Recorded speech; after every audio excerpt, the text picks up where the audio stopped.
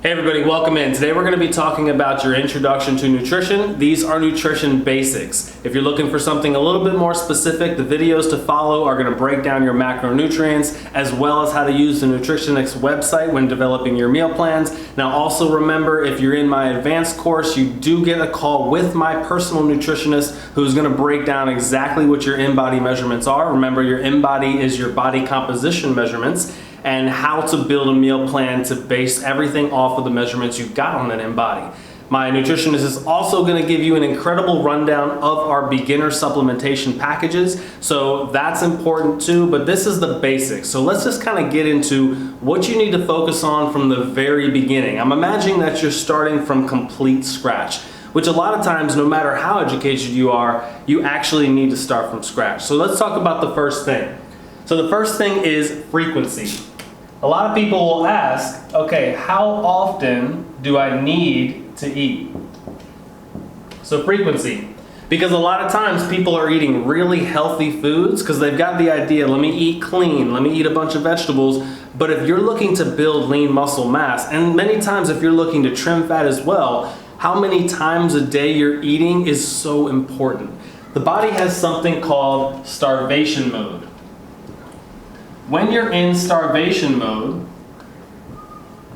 your body is actually going to metabolize its own lean muscle tissue in order to feed itself. Remember, we actually use proteins to build muscle mass. I like to think of it as concrete. You're using the protein as concrete to build your structure.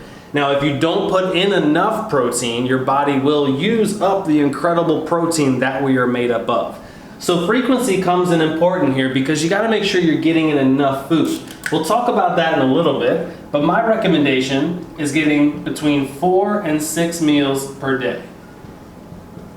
Now, that doesn't mean 4 to 6 huge meals, because think about it, all that time spent preparing it, chewing it, digesting it, you're going to be exhausted. So I'm not saying 4 to 6 massive meals. I'm saying 4 to 6 times per day, you're going to be intaking some sort of calories. Now, the equation that we use in general, in order to lose weight, you want to make sure that you're not taking in more calories than you're burning per day. However, if you're also trying to build lean muscle mass, you can't be so below the amount of calories that you burn because you're going to be in what we call deficit. So there is a magic number between deficit or surplus when it comes to building muscle or losing fat.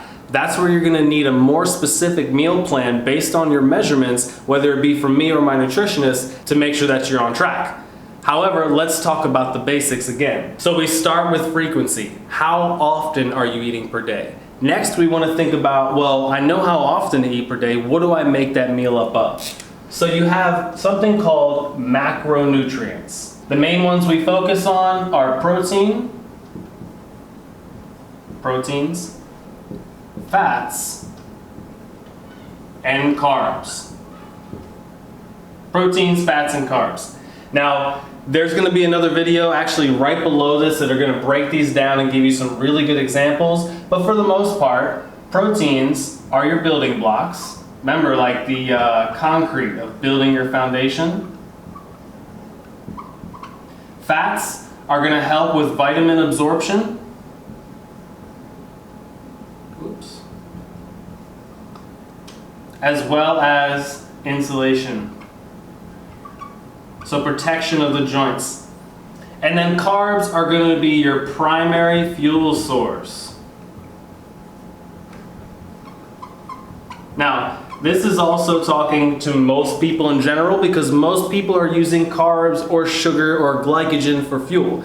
There are other energy systems of the body which use different sources. However, because we're talking about in general when building out a healthy meal plan, I don't want you to think about shifting into any of these diet fads, for example, the keto diet, if you don't completely understand what your body is needing or missing when it comes to your foods.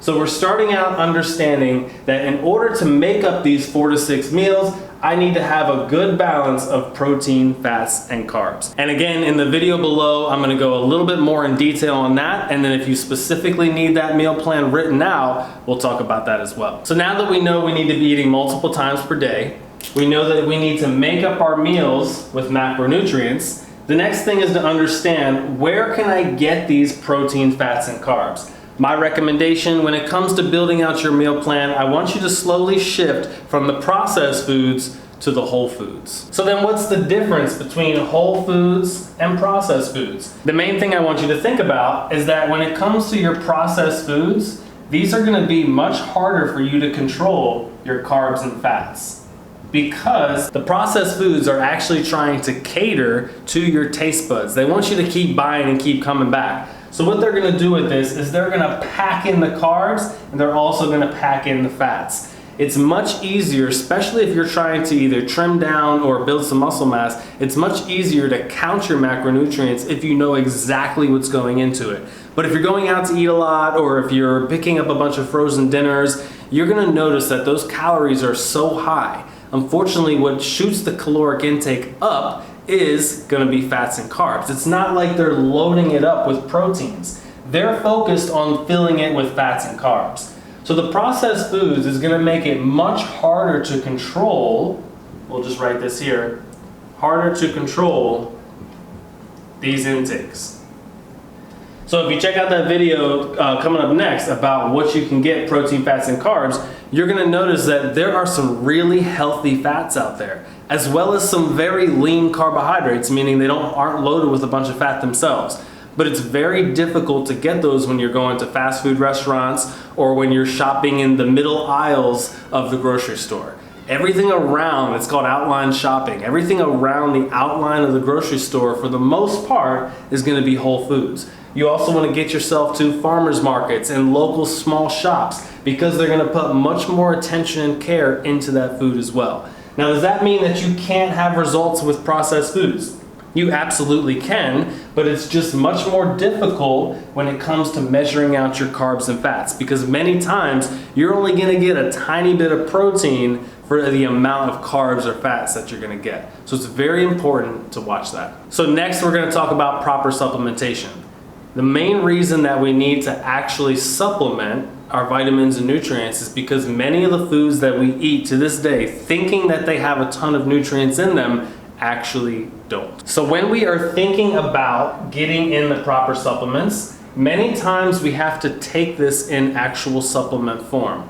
So we're not looking to get all of our nutrients from the whole foods that we're eating, because it's so difficult to get that in our food nowadays. The soil is different. The rain is different. What's pouring down through the clouds is different because of all the toxin that's up in the air. The main reason that we focus on proper supplementation is because majority of the foods that we actually eat don't have the nutritional value that we thought that they once did.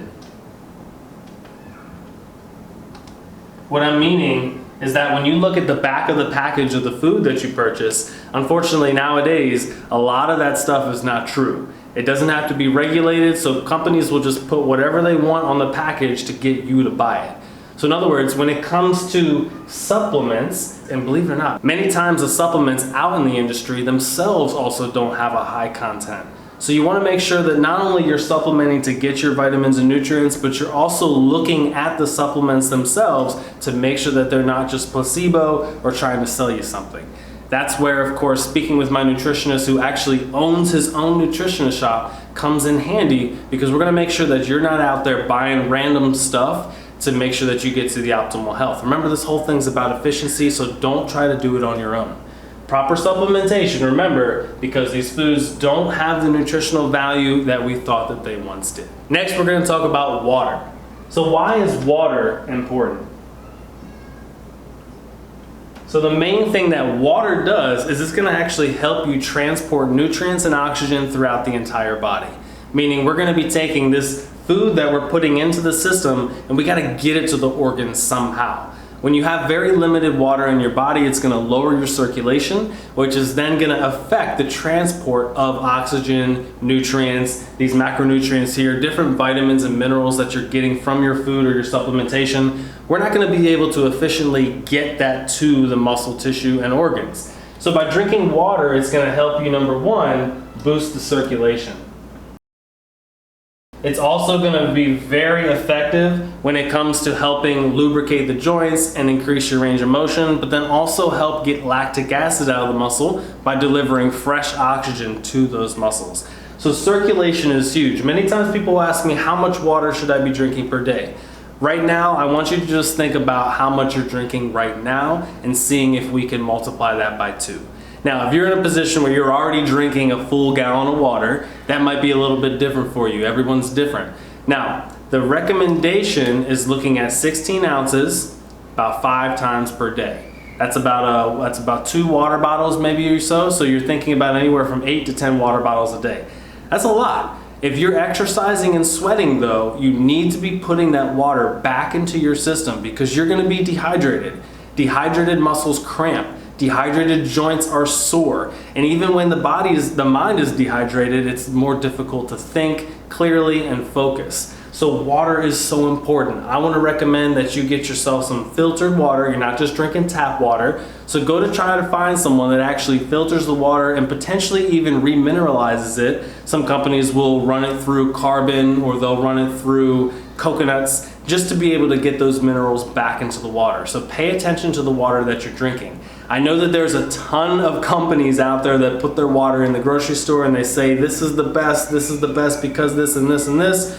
A lot of that stuff, again, is just trying to sell you. So it's very important for you to look and see how your water was manufactured, what type of mineral content is the water, as well as the pH balances of the water.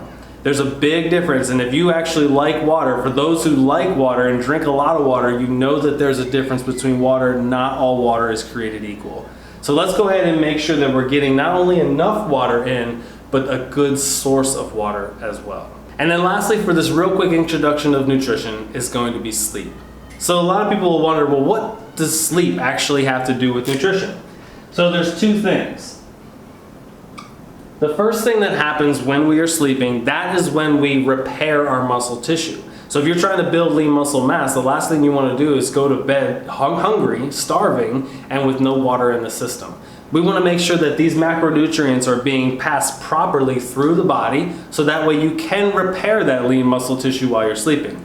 So we got to make sure, one, we have enough macronutrients going into the system before bed. We also want to make sure that we have enough water to help transport that through the body while we're sleeping.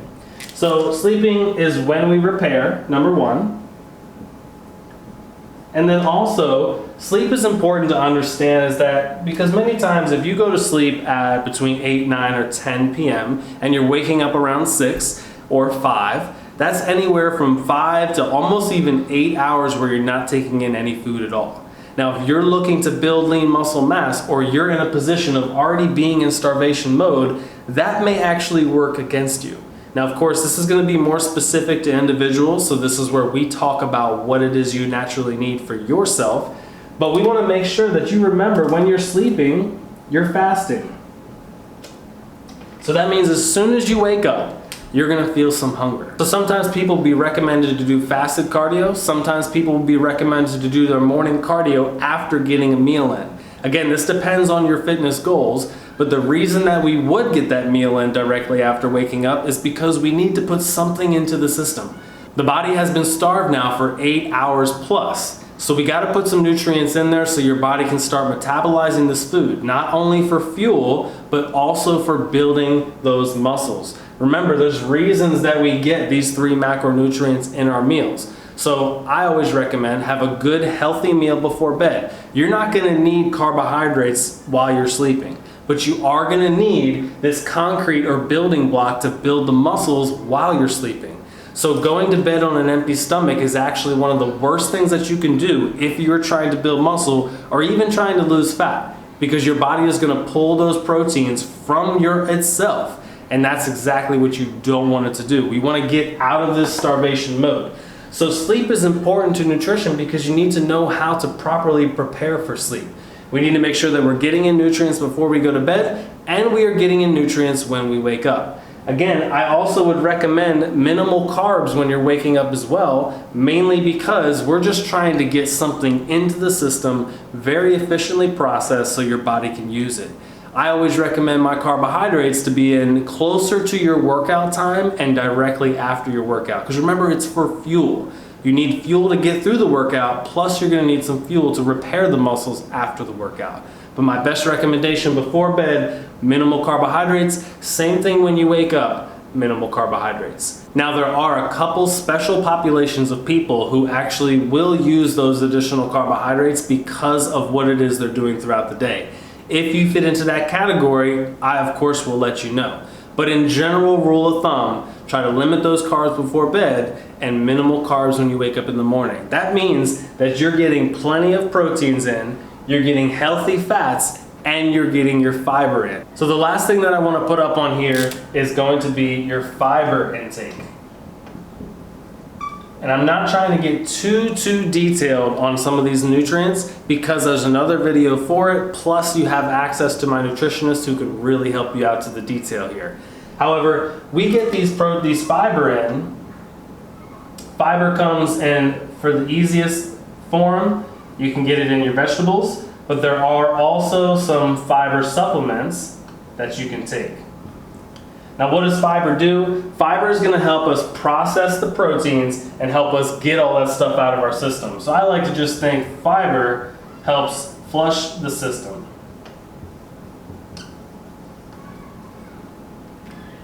So I want to make sure that the fiber that I'm taking in is at the same time that I'm taking in my largest protein meals. Again, it's going to help me process and it's going to help get that protein out of the system. So I hope that some of this stuff made sense for you. Again, just general umbrella terms when it comes to your nutrition. If you want more specific, check out the videos below. And then also remember, you do have access to my personal nutritionist to be able to break down some of these terms even more. Thanks for checking this out, and I'll see you in the next video.